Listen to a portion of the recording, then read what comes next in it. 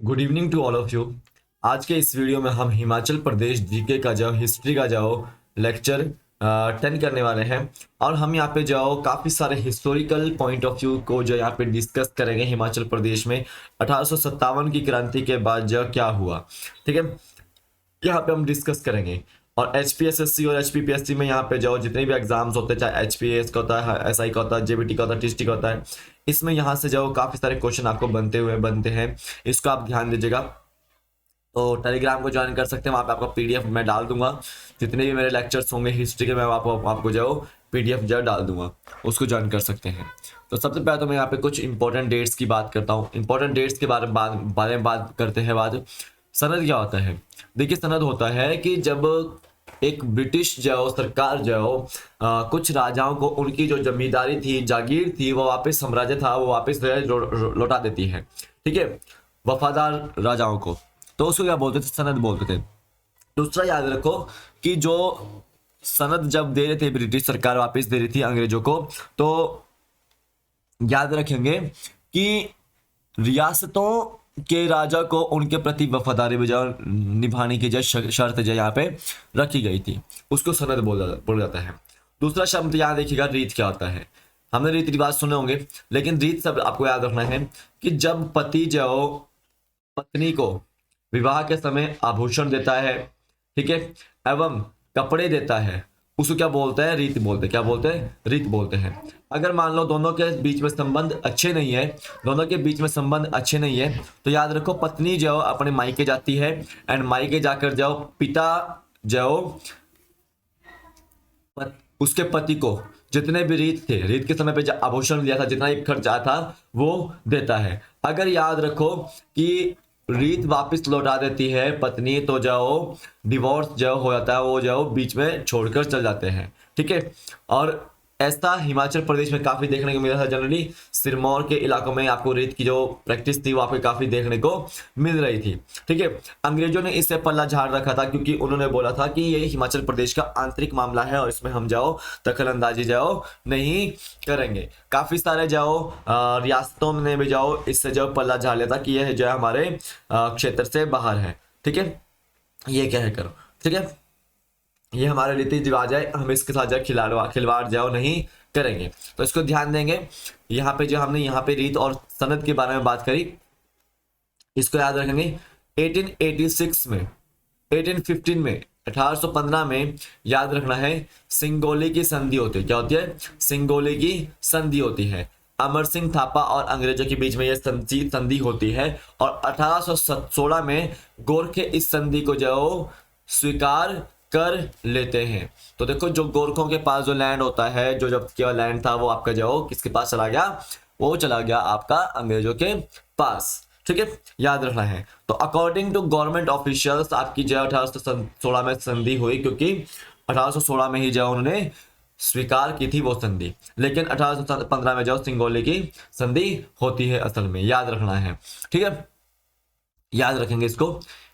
1686 याद रखना है डेट ये, कि इस समय भंगानी साहिब का युद्ध होता है। भंगानी साहिब आपका जो पांवटा साहिब में है, और भंगानी साहिब का जो युद्ध होता है, और इसमें याद रखो कि गुरु गोविंद सिंह जी बिलासपुर के राजा को, जो कहलूर के राजा को हराते हैं। ये आपको याद रखना है। ठीक है, ये आपको याद रखना है। 1699 में खालसा पंथ की स्थापना होती है। खालसा पंथ की स्थापना होती है, और खालसा पंथ की स्थापना में आपको ये चीज याद रखनी है कि ये स्थापना करते हैं गुरु गोविंद सिंह जी आनंदपुर साहिब में, आनंदपुर साहिब में। ठीक है, ये आपको ध्यान देना है। एग्जाम पॉइंट ऑफ व्यू में ऐसे क्वेश्चन जवाब बनता है, इसको आपने ध्यान देना है। तो मेरा नाम है शुभम शर्मा। अब हम आज का लेक्चर आगे स्टार्ट करते हैं। देखिए, चंबा के नागरिकों ने 1857 ईस्वी के विद्रोह में सक्रिय भाग नहीं लिया। आपको पता है कि चंबा जो रियासत थी, वो मुगलों के अधीन कभी भी नहीं आई, मुगलों के अधीन कभी भी नहीं आई, लेकिन वो अंग्रेजों के प्रति वफादार जरूर थे। इसीलिए जब उन्होंने 1857 के विद्रोह में जो सक्रिय भाग नहीं लिया। देखो चंबा के जो राजा श्री सिंह थे उन्होंने ब्रिटिश सरकार की जो वफादारी जो स्वीकार की हुई थी। और देखिए यहाँ पे ब्रिटिश राजनीतिक एजेंट और पंजाब के चीफ कमिश्नर जॉन लॉरेंस के आदेश पर 16 मई 1857 ईस्वी से रियासत के सभी मुख्य मार्गों पर पुलिस गार्ड का पहरा लगा दिया गया। तो सिंपल ध्यान देंगे, जो आपका ब्रिटिश राजनीतिक एजेंट थे और पंजाब के चीफ कमिश्नर थे जॉन लॉरेंस थे, उन्होंने आदेश दिया कि 16 मई 1857 के बाद जो रियासत के जो सभी मुख्य मार्ग जितने भी हैं वहां पर पुलिस का जाओ गहरा पहरा जाओ रहेगा। और देखिए यहाँ पे जालंधर में 36 नेटिव इन्फेंट्री और 61 नेटिव इन्फेंट्री के विद्रोह से डलहौजी में बसे अंग्रेज भयभीत हो गए। ठीक है, और देखिए कुछ महिलाओं और बच्चों ने चंबा के राजा के पास शरण ली। क्यों, ऐसा क्या रीजन थे कि वो भयभीत हो गए अंग्रेज? क्योंकि आपको देखने को मिल रहा था कि नसीरी बटालियन जो हो वो विद्रोह कर रही है। क्या कर रही है? विद्रोह कर रही है। तो उनको डर हो गया था कि कहीं ये जो 36 नेटिव इन्फेंट्री बटालियन है और 61 नेटिव इन्फेंट्री बटालियन है वो भी विद्रोह स्टार्ट ना कर दे और हमको जाओ अंग्रेजों को मारना जाओ स्टार्ट ना कर दे। तो अंग्रेजों की कुछ महिलाओं ने और बच्चों ने कहाँ जाके शरण ली? उन रियासतों में जाकर शरण ली उन्होंने जो उनके प्रति वफादार थे, अंग्रेजों के प्रति वफादार थे। देखो डलहौजी की सुरक्षा के लिए मियां अंतर सिंह के नेतृत्व में एक सैनिक टुकड़ी भेजी गई। ये आपको याद रखना है। तो डलहौजी कहाँ पे आपका? ये भी चंबा में है। कहाँ पे आपका? डलहौजी चंबा में। और 1856 के आसपास जाओ इसकी नींव रखी जाती है। ये आपको याद रखना है। 1856 टू 1860 के आसपास जो इसकी नींव रखी जाती है ये आपको याद रखना है। 1856 में इतना याद रखो, 1854 या 1855। ठीक है, ये डेट आप कंफर्म कीजिएगा एक बार। अब देखिए यहाँ पे 1857 के विद्रोह के समय मंडी रियासत के राजा विजय सैन केवल 10 वर्ष के थे। तो यहाँ पे देखो मंडी रियासत के जो राजा थे वो थे आपके एक विजय सैन 1857 की क्रांति के समय पे। उस समय वो 10 वर्ष के थे। और अंग्रेजों ने वजीर गोसाओं को मंडी स्टेट का वजीर प्रशासक बनाया था। क्यों बनाया था उन्होंने मंडी स्टेट के प्रशासक उनको? क्योंकि मंडी भी कभी वफादार रहे किसकी? अंग्रेजों के प्रति वफादार रहे। ठीक है, और देखिए अंग्रेजों के वफादार वजीर गोसाओं ने विद्रोह को भड़कने से पहले ही दबा दिया था। ये आपको ध्यान देना है। तो मंडी में विद्रोह किसने दबाया था? 1857 का अंग्रेजों के वफादार वजीर गोसाओं ने। उसने अंग्रेज अफसरों की मांग पर 125 बंदूकधारी जवान ऊना होशियारपुर विद्रोह को दबाने के लिए भेजे। तो कितने बंदूकधारी भेजे उसने? 125 बंदूकधारी जिसने ऊना होशियारपुर भेजे थे। और देखिए यहाँ पे 60 पैदल सैनिक यहाँ पे इसने ट्रांस सतलुज स्टेट्स के कमिश्नर के पास भी भेजे थे। ये आपको याद रखना है। अब देखिए यहाँ पे 14 अगस्त 1857 ईस्वी तक शिमला, कांगड़ा, कुल्लू, नालागढ़ और अन्य पहाड़ी रियासतों में क्रांति के शोले धीमे पड़ चुके थे। क्योंकि देखो अगस्त में आपकी 1857 की क्रांति धीमी पड़ गई थी। मई में स्टार्ट हुई थी, 10 मई को क्रांति स्टार्ट हुई थी। और देखो अगस्त तक आते आते धीमी पड़ गई थी। क्यों पड़ गई थी? क्योंकि जो हिमाचली राजा थे, उन रियासतों के राजा थे, उन्होंने जनता का साथ नहीं दिया। और याद रखो जो दिल्ली मेरठ वगैरह के इलाके थे वहां से भी हिमाचल के लोगों को कोई भी हेल्प नहीं मिली थी। ये हमने पहले ही बताया था आपको। ठीक है, अब देखिए इस क्रांति में 50 हिमाचली क्रांतिकारियों को फांसी हुई, 500 को जेलों में बंद तथा 30 को देश निकाला दिया गया तथा उनकी संपत्तियां जब्त कर ली थी। क्या कर ली थी? जब्त कर ली गई थी। ये आपको याद रखना है। ठीक है, तो कितने क्रांतिकारियों को यहाँ पे फांसी दी गई थी? 50 क्रांतिकारियों को, 500 को जेलों में भर्ती कर दिया गया था और 30 को देश निकाला दे दिया गया था। याद रखना है। अब देखिए 1857 के बाद हिमाचल प्रदेश में संवैधानिक एवं प्रशासनिक विकास हुआ। ठीक है, 1857 की क्रांति के बाद हिमाचल एवं समस्त भारत में भारत सरकार अधिनियम जो गवर्नमेंट ऑफ इंडिया एक्ट था 1858 का, पहला गवर्नमेंट ऑफ इंडिया एक्ट जो 1858 में आया था वो आपका लागू हो गया था पूरे भारतवर्ष में, और वो हिमाचल प्रदेश में भी लागू हुआ था। ठीक है, अब ये जो 1858 का जो एक्ट था, जो गवर्नमेंट ऑफ इंडिया एक्ट था, याद रखो ये विक्टोरिया द्वारा महारानी विक्टोरिया द्वारा घोषणा पत्र में सैंक्शन किया गया था। और उस समय आपके वाइस थे लॉर्ड कैनिंग थे। ठीक है, बोला, देखो 1 नवंबर 1858 को महारानी विक्टोरिया घोषणा पत्र की घोषणा लॉर्ड कैनिंग ने इलाहाबाद में की। शिमला में भी इसका प्रकाशन हुआ तथा शहर के मुख्य स्थानों पर इसे चिपकाया गया। तो देखो लॉर्ड कैनिंग ने जो विक्टोरिया का पत्र था, वो घोषणा पत्र था, वो कहां पड़ा? इलाहाबाद में पड़ा। कहां पे पड़ा? वो इलाहाबाद में पड़ा, जो कि आपका उत्तर प्रदेश में है, जिसको हम संगम भी बोलते हैं, प्रयाग भी बोलते हैं। ठीक है, 3 नदियों का संगम यहाँ पे होता है, गंगा जमुना सरस्वती का यहाँ पे संगम होता है, ये आपको याद रखना है। ठीक है, तो देखो 1858 में गवर्नमेंट ऑफ इंडिया एक्ट आता है, विक्टोरिया जो इस घोषणा पत्र लाती है इसको। ठीक है, अब देखिए 1858 के समय हिमाचल में 2 प्रकार का शासन प्रबंध प्रचलित था। तो देखो 1858 के समय में जो 2 प्रकार का जो शासन यहाँ पे प्रबंध जो प्रचलित था, देखो पंजाब हिल स्टेट्स में नूरपुर, कांगड़ा, जसवा, गुलेर, सिब्बा, दतारपुर, कोटला, कुल्लू, बंगाल, कुल्लाहो, स्पीति और रियासतों अपना स्वतंत्र अस्तित्व जो खो चुकी थी। देखो यहाँ पे क्या बोला गया था कि देखो कुछ इलाके ऐसे हैं जिन्होंने अपनी स्वतंत्रता खो चुकी थी, जो कि आपके अंग्रेजों के अंडर चली जा चुकी थी। अंग्रेजों ने इन रियासतों को जीतकर ब्रिटिश सरकार में मिला लिया था और इन सभी रियासतों के क्षेत्र को संगठित करके एक प्रशासनिक इकाई के रूप में जिला कांगड़ा बना दिया गया। एक चीज आपको याद रखनी है, इन रियासतों के नाम याद रखना है कि इनको जो ब्रिटिश सरकार ने जो हड़प लिया था, ठीक है, जीत लिया था, जीतकर ब्रिटिश साम्राज्य में मिला लिया था। याद रखो सिरमौर नहीं है इसमें। क्यों नहीं है सिरमौर? क्योंकि सिरमौर के राजा जो वफादार थे अंग्रेजों के प्रति, ये आपको याद रखना है। चंबा भी नहीं इसमें देखने को मिल रहा आपको कहीं, तो वो भी आपके जब वफादार थे अंग्रेजों के प्रति, ये आपको याद रखना है। और इन सभी को जो संगठित करके क्या बनाया गया? एक प्रशासनिक इकाई जिला कांगड़ा जो बनाया गया और इसका प्रशासन जो डिप्टी कमिश्नर कांगड़ा के नियंत्रण में था, इसको भी आपने याद रखना है। आप देखिए यहाँ पे इसके अतिरिक्त शिमला हिल स्टेट्स में जतोग, स्पाटू, कसौली, डगशाई, कोटखाई, बरौली, सनावर एवं शिमला शहर के अलग अलग क्षेत्रों को मिलाकर जिला शिमला बना दिया गया। तो जो डिप्टी कमिश्नर शिमला के नियंत्रण में था, इसको याद रखना है आपने एग्जाम पॉइंट ऑफ व्यू से। ठीक है, कसौली, डगशाई, ये आपकी जो स्पाटू जो ये आपकी जतोग, ये आपकी छावनियां हैं, सैनिक छावनियां थी, ये कहाँ मिलाई गई थी? शिमला जिला में मिलाई गई थी और इसका जो एक शिमला जो क्षेत्र बनाया गया था, प्रशासनिक क्षेत्र जो बना दिया गया था, इसको याद रखना है। लेकिन जो आपका याद रखना है आपको, उपरोक्त जिला कांगड़ा जिला शिमला और चंबा रियासत का डलहौजी एवं बकलो छावनी क्षेत्र अंग्रेजों के प्रत्यक्ष नियंत्रण में थे। तो देखो यहाँ पे कांगड़ा, शिमला और चंबा रियासत का जो डलहौजी और बकलो आपका जो चंबा में है, वो आपके जो अंग्रेजों के प्रत्यक्ष नियंत्रण में आ गए थे।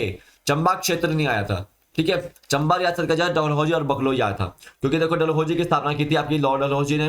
ठीक है, और बकलो में जो सैनिक छावनी है, यहाँ पे याद रखना आपकी अभी अमेरिका के साथ एक एक्सरसाइज हुई है वज्र प्रहार इंडिया की, यहाँ पे बकलो में हुई है। अब देखो इसके अतिरिक्त शिमला हिल स्टेट में जतोग, स्पाटू, कसौली, डगचाई, कोटखाई, बरौली, सनावर एवं शिमला, ये वही चीज है कि यहाँ पे जो शिमला में जो डिप्टी कमिश्नर जो नियुक्त किया गया था, उसके अंदर जो पूरा शिमला आ रहा था। ठीक है, अब यहाँ पे देखिए देशी शासकों के अधीन लघु राज्यों में शिमला हिल स्टेट्स और सतलुज के आर पार की रियासतें आती थी। तो देखो यहाँ पे जो जितने भी देशी शासक थे, उनके अधीन जाओ काफी जाओ शिमला हिल स्टेट्स की जाओ सतलुज के आर पार की जो रियासतें थी वो आती थी। देखो शिमला हिल स्टेट्स में बुशहर, क्यों, गुब्बल, जुब्बल, कुमारसैन, कुनिहार, बागल, बघाट, बलसन, शांगी, कुठाबेला, भंजी, दारकोटी, धामी, मांगल, महलोग, धरोच, नालागढ़, खनेटी, देलट, योग, गुंड, मधान, रतेश और रावी रियासतें जो आती थी, इनमें देशी शासकों का प्रशासन जो था, ये आपको याद रखना है। और देखो छोटी ठकुराओं में करांगला, खनेटी, भरोली, देलट और शांगरी जो यहाँ पे आपकी आती थी और जो कि बुशहर रियासत के अधीन थी, ये आपको याद रखना है। इस प्रकार राव, चारी और सारी पर जुब्बल के शासक का आधिपत्य था। और देखिए ठियो, गुड़, मधान, रतेश और कोटी के शासक क्योंथल राज्य के अधीन आते थे। तो इसमें आपको इतना याद नहीं रखना है, बट आपको ये चीजें पता होनी चाहिए कि शिमला हिल स्टेट्स के अंदर जाओ उस समय में क्या आ रहा था, याद रखना है। अब देखिए इन ठकुरायों का अपना अलग और स्वतंत्र अस्तित्व कभी नहीं रहा था। ये ठकुराया बड़े राज्यों जैसे बुशहर, सिरमौर, नालागढ़, क्योंथल, बिलासपुर और जुब्बल के प्रशासकों के प्रभुत्व में थी उस समय। ठीक है, लेकिन ये ठकुराया जब आपकी कहाँ मिला दी थी, अलग अलग जगह मिला दी गई थी। ठीक है, ताकि कंट्रोल में ये रहे। उन उन रियासतों के कंट्रोल में मिलाई गई थी जो अंग्रेजों के प्रति वफादार थे। अब देखिए, यद्यपि इन रियासतों ने अंग्रेजों का प्रभुत्व स्वीकार कर लिया, परंतु ये अपने आंतरिक शासन में स्वायत्त थे। जो ये रियासतें थी, उन्होंने जो सारे के सारा जो अपना जो प्रभुत्व था वो अंग्रेजों का जो ये जो है अंग्रेजों के प्रति वफादार जो हो गए थे, ये आपको याद रखना है। अब देखिए, ब्रिटिश सरकार ने इनके नियंत्रण के लिए सुप्रीडेंट और कमिश्नर शिमला हिल स्टेट्स को नियुक्त किया। यहाँ पे कुछ सुप्रीडेंट नियुक्त किए गए, ठीक है, और कमिश्नर नियुक्त किए गए शिमला हिल स्टेट्स के लिए। अब यहाँ पे देखिए, सतलुज पार की कुछ रियासतों में मंडी, सुकेत, बिलासपुर, चंबा और कुटलेहड़ में भी देशी राजाओं का शासन था और अंग्रेजों के प्रभुत्व में इनके नियंत्रण के लिए सुप्रीडेंट सतलुज स्टेट्स की नियुक्ति की गई थी। ठीक है, ये आपको याद रखना है। अब देखिए, इन सभी रियासतों पर पंजाब सरकार द्वारा नियुक्त ब्रिटिश अधिकारियों का नियंत्रण रहता था। इस विभाग के अधिकारी जैसे पॉलिटिकल रेजिडेंट्स, एजेंट्स और सुपरिटेंडेंट रियासतों के प्रशासन का निरीक्षण रखते थे। ये आपको याद रखना है। ये सभी अधिकारी वायसराय के प्रति उत्तरदायी थे। किसके प्रति उत्तरदायी थे? सारे के सारे अधिकारी वायसराय के प्रति, क्योंकि वायसराय को जो यहाँ पे सेंटर में बिठा रखा था और उसका जो आदेश नहीं मानता था, वो जो उसका आदेश जो माना बहुत जरूरी था। ठीक है, ये आपको याद रखना है। आप देखिए, यहाँ पे 1857 ईस्वी के विद्रोह के दौरान सहयोग करने वाले राजाओं को सम्मान बुशर के राजा शमशेर सिंह के विद्रोह को नजरअंदाज करने के अलावा जसवा के विद्रोही राजा रण सिंह को अल्मोड़ा जेल से मुक्त कर जसवा में जागीर प्रदान की गई थी। तो सिंपल ध्यान दो, राजा शमशेर सिंह ने जो 1857 की क्रांति में जो अंग्रेजों का साथ नहीं दिया था, ठीक है, तो अंग्रेजों ने जो उसको जो नजरअंदाज कर दिया और जो जसवा के विद्रोही राजा थे और रण सिंह को उसको अल्मोड़ा जेल से जिसको अल्मोड़ा जेल में रखा गया था वहां से मुक्त करा के जसवा का जागर प्रदान कर दी थी। उसी तरह से दतारपुर के जो राजा थे, राजा जगत सिंह के पुत्र देवी सिंह को अल्मोड़ा जेल से रिहा किया गया। और देखो, नूरपुर के राजा वीर सिंह की वार्षिक पेंशन दुगनी कर दी गई और बागड़ के राणा कृष्ण सिंह को राजा की उपाधि से सम्मानित किया गया। ठीक है, तथा उसके भाई जय सिंह को खिल्लत प्रदान की गई। क्योंथल के राणा संसार सेन को राजा की उपाधि से सम्मानित किया गया और खिल्लत प्रदान की गई। ये आपको याद रखना है। ठीक है, और धामी के राणा गोवर्धन सिंह का आधा जाना माफ कर दिया गया। और देखिए, मंडी, सिरमौर, कहलूर, जुब्बल और चंबा के शासकों को भी सम्मान प्रदान किया गया। देखो, ऐसा हो रहा था कि ये जो है वो राजा इनको जो ये विद्रोह कर रहे थे अंग्रेजों के प्रति, ठीक है, तो इनको जो जेल में डाला हुआ था। तो अब जब अंग्रेजों ने सोचा कि जाओ अब इनको रिहा किया जाए, ठीक है, रिहा किया जाए और उनको जाओ पुरानी पेंशनों के ऊपर जाओ या फिर जाओ कुछ खिल्लत प्रोवाइड कर दी जाए, कुछ को राजा की उपाधि दे दी जाए, किसको जाओ अपनी जो सनद वापस जागीर प्रोवाइड कर दी जाए वापस। तो यहाँ पे जाओ अंग्रेजों ने वो किया कि इनको जो सनद वगैरह प्रोवाइड कर दो, इनका जो नजराना था वो आधा कर दो, इनकी वार्षिक पेंशन थी वो दोगुनी कर दो, ताकि ये चुप रहे, ठीक है, ताकि ये चुप रहे और अंग्रेजों के प्रति वफादार जाओ रहे। अब यहाँ देखिए, 1877 ईस्वी में लॉर्ड लिटन के कार्यकाल में दिल्ली दरबार का आयोजन होता है। तो याद रखना, बहुत इंपॉर्टेंट क्वेश्चन है। 1877 में लॉर्ड लिटन के समय पे क्या लगता है? दिल्ली दरबार लगता है। क्या लगता है? दिल्ली दरबार लगता है। और इसमें से क्वेश्चन बहुत बनता है, इसको याद रखना है, ठीक है। और ये वही लॉर्ड लिटन है जिसके नाम पर नाहन में लिटन मेमोरियल है, ठीक है, लिटन मेमोरियल है। इसको हम क्या बोलते हैं आजकल? दिल्ली गेट बोलते हैं, जो जिला सिरमौर के नाहन में है। और ये लॉर्ड लिटन की याद में जब बनाया गया था, याद रखेंगे। देखो, इसमें चंबा के राजा श्याम सिंह, मंडी के राजा विजय सेन और बिलासपुर के राजा हीराचंद ने भाग लिया था। तो देखो, यहाँ पे 3 राजा देखने को मिल रहे हैं जिन्होंने भाग लिया था दिल्ली दरबार में। राजा श्याम सिंह चंबा के, मंडी के राजा विजय सेन और बिलासपुर के राजा हीराचंद, ठीक है। अब देखिए, 1911 में दिल्ली को कलकत्ता के स्थान पर भारत की राजधानी बनाया गया। 1911 पहले राजधानी क्या थी? कलकत्ता थी, ठीक है। लेकिन 1911 में दिल्ली से जाओ कलकत्ता जाओ राजधानी लाई गई। और इस अवसर पर दिल्ली में जाओ 1911 में दोबारा फिर दरबार लगता है। पहला दरबार कब लगा? 1877 में। दूसरा दरबार कब लगा? 1911 में। याद रखो, इस दरबार में सिरमौर के राजा अमर प्रकाश, बिलासपुर के राजा अमरचंद, क्योंथल के राजा विजय सेन, सुकेत के राजा भीमसेन, चंबा के राजा भूरी सिंह, बघाट के राजा दीप सिंह और जुब्बल के राजा भगत चंद यहाँ पे थे। ये आपको याद रखना है, वेरी इंपॉर्टेंट क्वेश्चन है। यहाँ से आपको जाओ इस पेज में से पूरे क्वेश्चन जाओ बनते हैं। एंड टेलीग्राम को ज्वाइन कीजिएगा, लिंक उसका डिस्क्रिप्शन बॉक्स में, वहां से ज्वाइन कर सकते हैं। वहां पे आपको हर एक पीडीएफ मिल जाती है, ठीक है। आप देखिए यहाँ पे बुशर रियासत में दूम जब कभी राजा कोई ऐसा काम करता था या भूमि कर लगाता था जिसको लोग अनुचित और अन्यायपूर्ण समझते थे, तो अपना रोष व विरोध प्रदर्शित करने के लिए गांव को छोड़कर पास के जंगल में चले जाते थे। तो सिंपल एक ध्यान दो, एक दूम जो जाति यहाँ पे है बुशर रियासत में। अब देखो राजा अगर कोई जो भूमि जो कर लगाता था जिसको जो अनुचित जो या फिर अन्यायपूर्ण माना जाता था, तो ये जो व्यक्ति हैं, ये जो जाति है वो राजा के प्रति विरोध उत्पन्न करती थी और गांव को छोड़कर जब पास के जंगलों में जाओ चले जाते थे। और देखो इसे क्या बोला, क्या दुम्ह आंदोलन यहाँ पे बोला गया। क्या बोला गया इनको? दुम्ह आंदोलन, ठीक है। जब राजा जाओ अच्छे से काम नहीं कर रहा, कर लगा रहा, तो वहां पे दुम्ह आंदोलन होते थे। और ये मैंने आपको पहले भी लेक्चर में बताया था। अब देखो दुम्ह आंदोलनकारियों को तो इससे स्पष्ट कष्ट होता था, ऐसे आंदोलन में सत्ता भी विचलित हो जाती है और आंदोलनकारियों को मांग पूरी करने के अविलंब प्रयास करती थी, ठीक है। देखो जब कोई आंदोलनकारी जो कोई विरोध करता है तो उससे कष्ट भी होता है, ठीक है, और सत्ता भी विचलित होती है, और जो सत्ता काम करना चाहती है वो काम भी नहीं हो पाता है, और जितने भी प्रयास करती है मांग को पूरे करने के लिए वहां पे भी अविलंब देखने को मिलता है। तो देखो दूम आंदोलन जो प्रायः व्यवस्थित और शांतिपूर्वक होता रहा। देखो सुलह समझौता होने के बाद लोग अपने घरों को वापस आ जाते थे और पुनः अपनी व्यवस्थाएं, खेती बाड़ी और दूसरे कार्यों में लग जाते थे, ठीक है। जब समझौता हो जाता था तो आपके जो वो वापस घर को आ जाते थे और जो आप अपना वर्क करते थे वो उसमें वापस लग जाते थे। अब देखिए शहर रियासत में सन 1859 में दूम आंदोलन हुआ, ठीक है।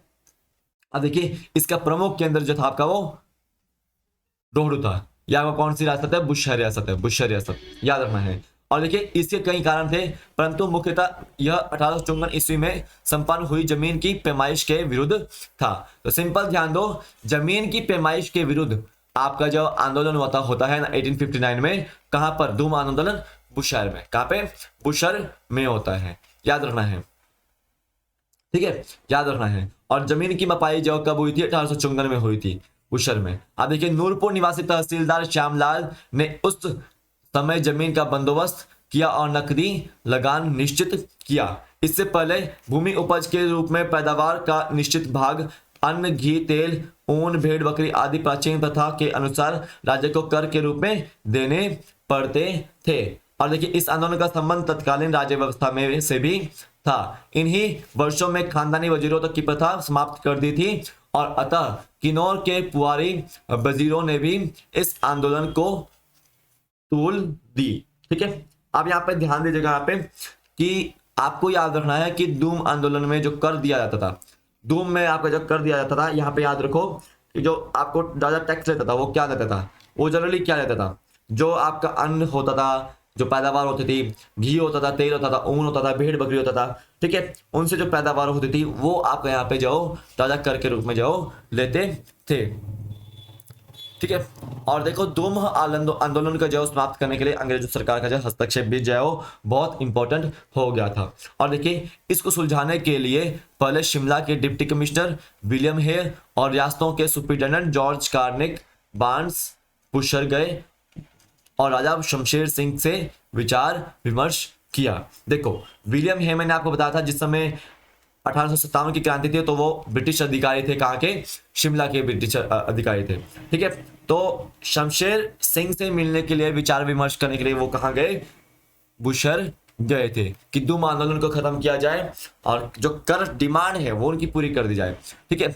और आंदोलनकारियों की जो किसानों की जो कुछ 3 मांगे थी। कितनी थी? 3 मांगे थी। पहली उस समय की लगान व्यवस्था को समाप्त करना, दूसरी खानदारी वजीरों को सत्ता सौंपना और तीसरी लगान की वसूली परंपरागत ढंग से उपज और वस्तुओं के माध्यम से करना। ये 3 उनकी डिमांड यहाँ पे थी। अब नॉर्मली यही डिमांड होती है कि जो लगान व्यवस्था जाओ समाप्त कर दो, ठीक है। जो वजीर आप नियुक्त करते हो तो उनको जो सत्ता मत सौंपो, ठीक है। और देखो परंपरागत रूप से जाओ आप वस्तुओं के माध्यम, उपज और वस्तुओं के माध्यम से जाओ करना, यहाँ पे वसूली करना, यहाँ पे ये 3 मांग उनकी जाओ डिमांड थी। अब देखो यहाँ पे सुपरिटेंडेंट जो बार्न्स थे ने आंदोलन को गंभीरता को देखते हुए तीनों मांगों को मान लिया। ये आपको ध्यान देना है कि सुपरिटेंडेंट बार्न्स ने जाओ तीनों जाओ जो प्रॉब्लम्स थी वो आपकी मांगे थी उनको जाओ मान लिया था। इस प्रकार बुशर के किसान राजा और अंग्रेज सरकार से अपनी मांगे मनवाने में सफल हो गए तथा आंदोलन समाप्त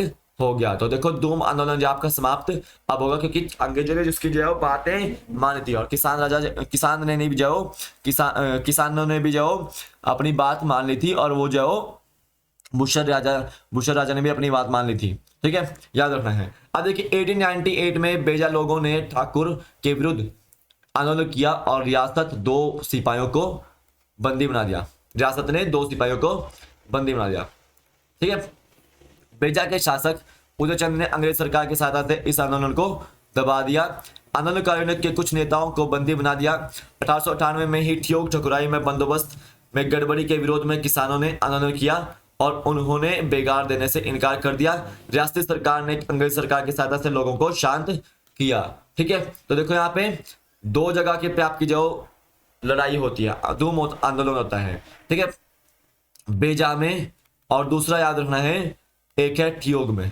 ठीक है, और दोनों जगह जाओ अंग्रेज सरकार की मदद से जाओ दोनों जगह जाओ आंदोलन को दबा दिया जाता है। अब यहाँ देखिए 1897 की बात हो रही है।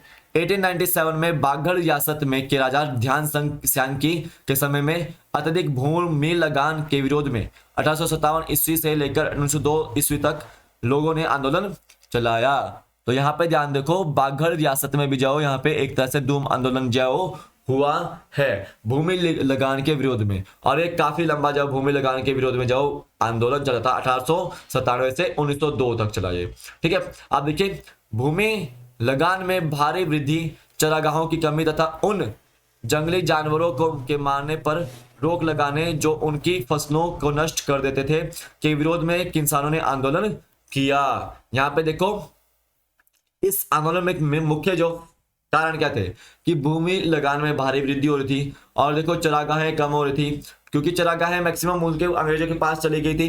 ठीक है, उन जंगली जानवरों को मारने के पर रोक लगाने, ठीक है, जो उनकी फसलों को नष्ट कर देते थे, तो इसके विरोध में जो आंदोलन जाओ किसानों ने किया था। अब देखिए बड़ोग गांव के ब्राह्मणों ने गांव में भारी जलसा किया और वे राजा के पास भी गए। तो देखो बड़ोग गांव बहुत इंपॉर्टेंट है, वहां पर भी आपके जो ब्राह्मणों ने जाओ गांव में विद्रोह स्टार्ट किया और वो राजा के पास जाओ गए थे।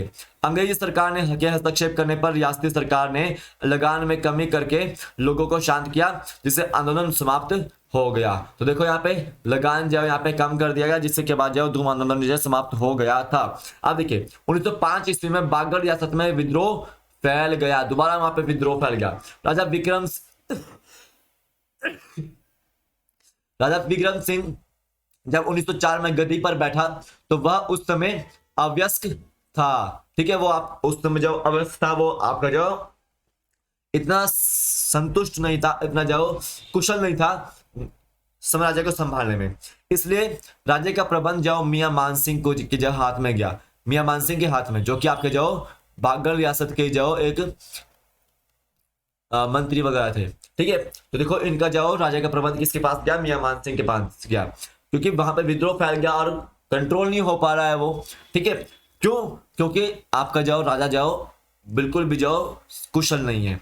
ठीक है, संभालने को साम्राज्य में। अब देखिए इस आंदोलन का आरंभ जो तो राजा परिवार के अपने घपले से आरंभ हुआ, परंतु बाद में क्षेत्र के सभी कनेत लोगों ने राजा के प्रतिनिधि शासक और उसके भाई के विरुद्ध विद्रोह कर दिया।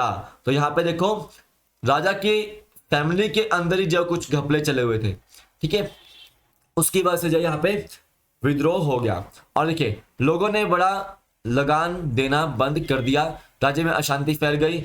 अंत में शिमला की पहाड़ी रियासतों के अंग्रेज सुपरिटेंडेंट ने बागड़ की राजधानी अर्की जाकर इसमें हस्तक्षेप किया और आंदोलनकारियों को न्याय का आश्वासन देकर शांत किया कि आपको जो न्याय दिया जाएगा, आप जो शांत हो जाइए। देखिए साथ ही मियां शेर सिंह को कुमार सेन से स्थानांतरण करके काउंसिल का सदस्य बना दिया।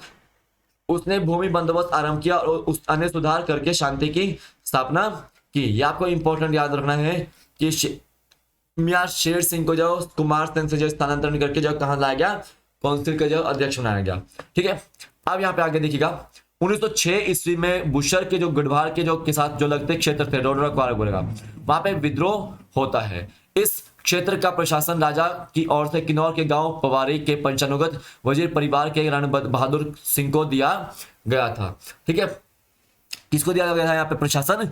राजा रण बहादुर सिंह को। ठीक है, उसने राजा के विरुद्ध विद्रोह करके डोडरा क्वार को स्वतंत्र बनाकर अपने अधीन करने का प्रयास किया। उसने वहां की राजकीय आय भी बुशर के खजाने में जमा करने बंद कर दी। वहां के लोगों ने भी अब उसके समर्थन में बुशर राजा के विरुद्ध विद्रोह कर दिया, क्योंकि रण बहादुर उस समय का एक राष्ट्रवादी था। अंत में उसे शिमला पहाड़ी रियासतों के अंग्रेजी अधिकारी के आदेश पर 1906 में पकड़कर शिमला लाया गया और बंदी बना लिया गया।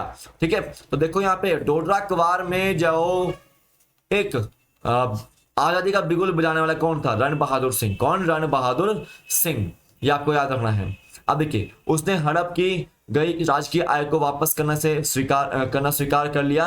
वहां बीमार होने से उसे कैद से मुक्त कर दिया गया। उसकी मृत्यु शिमला में ही हो गई। ये आपको याद रखना है एग्जाम पॉइंट ऑफ व्यू से कि डोडरा क्वार इंपॉर्टेंट है, शिमला रीजन में, बुशर के आसपास है ये। ठीक है, और यहाँ के जो है वो जो वजीर वगैरह थे वो आपके जो रण बहादुर सिंह थे, जो आपके उस समय जो विद्रोह के मुख्य लीडर थे। ये आपको याद रखना है। तो आज की वीडियो बस इतना ही है। Thank you for watching this video. Please like the video, share the video and subscribe the channel for latest updates. ठीक है, और अभी आपको जो काफी सारे जो चीजें मैं यहाँ पे कराऊंगा, इंपॉर्टेंट है ये हिमाचल जी के, डिटेल में कर रहे हैं हम थोड़ा बहुत। और मैंने भी जो